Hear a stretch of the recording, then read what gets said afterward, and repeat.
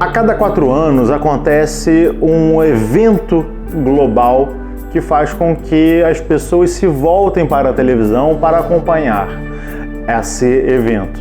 E não estou falando do futebol, estou falando das Olimpíadas. As Olimpíadas trazem para a gente uma sensação mais universal do que o futebol. Porque o futebol, a Copa do Mundo de futebol masculina, ela envolve apenas um segmento da sociedade. Enquanto isso, as Olimpíadas, ela abarca vários gêneros e ela abarca várias modalidades. Ela desperta em nós, ou pelo menos deveria despertar, o afã das virtudes, a busca pela virtude plena, para a gente se tornar mais do que um homem, mas nos tornarmos deuses. Mas será que é isso que realmente acontece? Será que é isso que as pessoas utilizam a Olimpíada para a gente alcançar?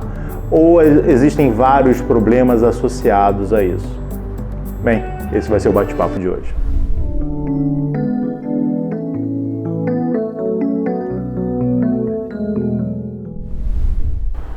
Importante deixar bem claro desde o início que o objetivo aqui, como em qualquer outro vídeo, não é falar bem ou mal da Olimpíada, não é falar que você deve ou não assistir. Se você gosta, ótimo, eu também adoro. Se você não gosta e não liga, tudo bem também. A questão é, tudo o que acontece na sociedade pode nos servir de instrumento para refletirmos tanto sobre a sociedade em si, quanto a nossa vida. E é essa sempre a nossa proposta aqui no Pedra, a gente acha isso muito interessante. Inclusive a gente faz isso não só nos nossos vídeos, mas também nos nossos grupos de estudo. Se você quiser conhecer um pouco mais, você pode ir no nosso site que está aqui embaixo na descrição do vídeo. E refletindo sobre as Olimpíadas, a gente precisa entender de onde ela surgiu, qual foi o contexto no qual ela foi criada. E as Olimpíadas surgem na Grécia Antiga, e elas serviam naquele momento como uma maneira de agradar a Zeus, de agradar os deuses. Então as pessoas se juntavam e executavam tarefas, enfim, participavam de provas físicas totalmente extenuantes, para que elas, a partir daquela busca pelo seu melhor, pelo seu máximo no aspecto físico, pudessem alcançar a glória divina e pudessem, portanto, honrar aquilo que era sagrado, aquilo que era tido como divino para aquela sociedade. É a ideia, caso você seja brasileiro, né, ou mais precisamente carioca, no desfile de escola de samba, você tem um desfile por toda a Marquês de Sapucaí e no final existe aquele M gigante, que é a Praça da Apoteose. A apoteose é quando o homem se transforma em divindade. Então você tem na escola de samba esse desfile do qual você vai passar, você surge como homem, você se manifesta e você é glorificado com a própria, se tornar a própria divindade. Então a ideia da Olimpíada, ela também traz muito essa ideia de você alcançar a sua apoteose. Perfeito. E havia um outro aspecto muito importante que era o diplomático, o político. Então os povos, mesmo os que estavam em guerra naquela época, quando iam para as Olimpíadas, eles cessavam essa guerra momentaneamente. Havia paz, havia amizade entre os povos para que eles pudessem então honrar ao sagrado, como Paulo muito bem disse. Quando as Olimpíadas são trazidas para a era moderna, elas são trazidas principalmente com esse aspecto político, de trazer a amizade entre os povos, de harmonizar as pessoas. Um pouco menos com o aspecto de conexão ao sagrado, algo que a gente vai abordar posteriormente nesse vídeo. E falando ainda desse aspecto político, embora seja um ideal muito nobre e de fato que aconteça em alguma instância, a gente tem já que apontar aqui alguns problemas. Primeiro, embora a gente preze pela unificação dos povos, em vários momentos o evento das Olimpíadas é utilizado ignorando problemas sociais muito grandes. Então a gente tem por vezes países que vão sediar esses eventos utilizando a sua verba que deveria ser usada para resolver esses problemas, ou pelo menos parte dos problemas sociais que eles têm, para realizar o evento. Então eles constroem estádios, eles gastam dinheiro para promover uma experiência para aqueles que vêm de fora, mas eles muitas vezes ignoram completamente aqueles que fazem parte daquele contexto, inclusive para a participação da própria Olimpíada. Ela não é para os que estão ali, embora os que obviamente tenham uma condição financeira um pouco melhor conseguem acessar, mas ela é principalmente para trazer as aparências para o mundo de que aquele lugar consegue sediar, consegue oferecer um evento tido como um evento positivo. E uma outra questão importante também é que em vários desses países não só tem questões financeiras, digamos assim, problemáticas, mas também tem questões morais muito problemáticas. A gente sabe que existem países onde as pessoas são tratadas, ou melhor, nem são tratadas como pessoas, mas o Comitê Olímpico do mundo como um todo muitas vezes ignora isso por interesses diversos e permite que esses países cediem esses espaços, esses eventos. Diversos interesses. Exatamente. Né? Com várias. Exatamente. Ignorando completamente a forma como as pessoas são tratadas nesses locais. Ignorando completamente os direitos humanos que essas pessoas em tese têm e que deveriam ser defendidos por todas as nações, principalmente por aquela que está sediando e que tem como aquelas pessoas o seu povo. Então aí a gente já consegue ver coisas bem controversas que, se a gente fica só na superficialidade, a gente esquece, e assistir e alimentar esses eventos nesses locais, em alguma medida também é alimentar essas desigualdades e esses problemas sociais. Como o João disse, a gente não está aqui para olhar com bons olhos e nem olhar com maus olhos para as Olimpíadas, mas sim olhar com um olhar crítico. Isso é fundamental. E a gente tem que entender uma coisa: as Olimpíadas modernas, como o João também disse, eles são um evento político e principalmente eles são um evento televisionado. É o momento onde o mundo está olhando para você e não existe nenhum momento melhor para que uma pessoa, ou nesse caso uma instituição governamental, tudo mais, mal aspectada e desonesta, queira aproveitar para passar uma imagem, vender uma imagem, maquiar a sua própria imagem. Como o João disse, existem muitos países que sediam as Olimpíadas, muitas cidades sediam as Olimpíadas, que possuem vários problemas no sentido social, no sentido financeiro, mas que no momento que o mundo está olhando para elas, elas maquiam isso, passando uma imagem completamente diferente e fazendo com que todo mundo acredite que elas são aquilo que de fato elas não são. E falando em passar uma imagem maquiada, infelizmente a gente precisa entender que as Olimpíadas acabam maquiando demais a realidade. É fato de que no passado, quando o João mencionou as Olimpíadas originais na Grécia, é interessante a gente pensar que as pessoas que participavam dessas Olimpíadas, elas eram pessoas comuns das cidades. Elas eram simplesmente pessoas que viviam nas polis participando, honrando a divindade, mostrando que honrar a divindade não é algo para uma elite ou para uma camada da sociedade. Honrar a divindade é um dever de todos e também um direito de todos. Quando as Olimpíadas elas vêm para o mundo moderno, elas também, tirando a questão de honrar a divindade, né, tirando a questão do sagrado e do mítico, elas também são praticadas por pessoas comuns. Ela surge como um evento desportivo e não como um evento esportivo, onde eu, você, todos nós poderíamos, se quiséssemos, participar, também dar o nosso esforço ali, nos testarmos ali. Só que hoje em dia não. Com o passar do tempo, as Olimpíadas foram se tornando cada vez mais elitizadas, foram se tornando cada vez mais segmentadas e afuniladas para um grupo muito específico da sociedade. O grupo que a gente pode chamar de os atletas. E aí, para mim, existem dois problemas muito clássicos, muito claros dentro das Olimpíadas, que é o problema da romantização do esporte e a romantização do próprio atleta em si. A romantização do esporte é a ideia, o discurso que vendem de que o esporte faz bem para a saúde, faz bem para a vida, te dá autodisciplina, te dá autocontrole, te dá tudo isso. Eu não estou dizendo que isso não é verdade, eu não estou dizendo que isso não acontece. Apenas estou dizendo que esse não é o objetivo do evento em si. O evento não está nem aí para a saúde, seja física, emocional ou psicológica dos atletas.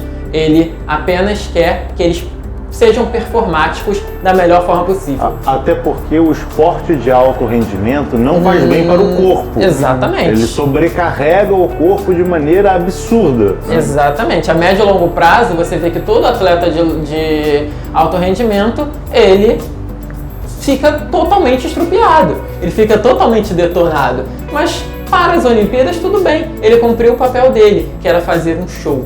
E aí, mais uma vez, a gente volta para a questão da televisionada. Ali é um show, um teatro para mostrar para o outro. E só isso já gera uma complicação muito grande. Quando a gente para pensar na questão do atleta em si, como que o atleta ele é vendido? Ele é vendido praticamente como um herói no sentido grego da palavra, né? Ele é um ser que está além de nós. Nós, comparados a um atleta, somos nada, porque o atleta, ele é o humano perfeito. Ele é o humano mais próximo da divindade. Ele é aquele cara que superou todos os limites humanos possíveis. Só que isso, além de ser um exagero muito grande, já deveria chamar a nossa atenção só por esse fato, é uma mentira muito grande.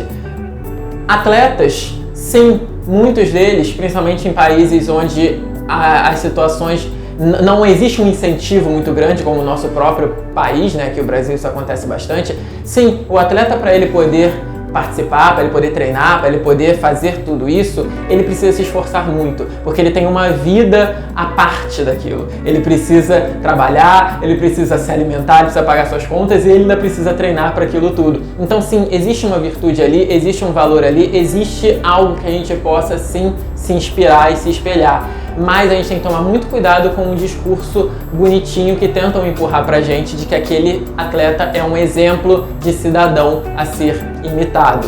Quando a gente vai ver a fundo, quando a gente vai olhar na segunda camada, na página 2, a gente percebe que na verdade o que a gente tem ali e o que é promovido pelo evento são pessoas extremamente desequilibradas, pessoas que não têm menor autocontrole nas suas próprias vidas, menor autocontrole emocional no seu dia a dia, pessoas mal educadas e pessoas com um ego extremamente inflado, porque as Olimpíadas elas promovem isso, infelizmente. Elas promovem a ideia do olhe para mim, veja-me. Não existe mais aquela ideia da conexão com o sagrado, não existe mais aquela ideia do sentimento e da vontade genuína de se auto-superar. Ela pode até estar presente em algumas pessoas, mas é algo que ela traz dela, não é algo que o evento proporciona para ela. O que ela quer, o que existe de verdade é um grande circo para aqueles que estão assistindo e uma grande competição de ego para aqueles que estão participando. Dentro disso que o Patrick está trazendo, né, a gente até deu o exemplo da questão física, né? O esporte de alto rendimento,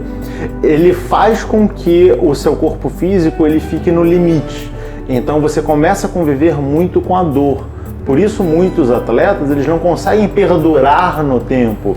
E eles se aposentam não porque eles não podem mais fazer, mas que eles não aguentam mais sentir dor constantemente. No Brasil, que o futebol é mais famoso, a gente começa a ver bastante sobre isso, né? Existem atletas, existem jogadores de futebol que eles até poderiam continuar jogando, mas eles não aguentam mais a dor no joelho, a dor no corpo, a dor muscular de manter aquele nível de exigência física.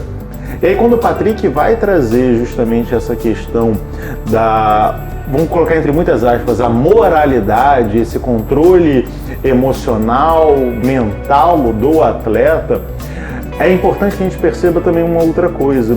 Como o esporte é de alto rendimento, ele te leva ao limite, essa pessoa está sempre no limite emocional, mental e físico. Isso faz com que qualquer coisa possa gerar um desequilíbrio.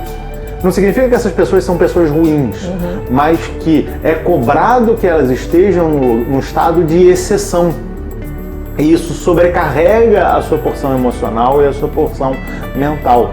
A gente tem cenas em situações olímpicas, tinha o salto com vara, e aí sumiu uma vara do atleta, e o atleta entra em desespero, começa a chorar, começa a fazer uma série de coisas, e aí você fala, calma, mas você poderia manter a calma. É difícil você manter a calma naquela situação, porque você está acostumado a seguir aquele programa. Mudou algo da rotina, isso gera uma questão emocional, isso gera uma questão mental e faz com que a pessoa não tenha o rendimento normal dela, porque ela vai se descontrolar, porque ela está no limite.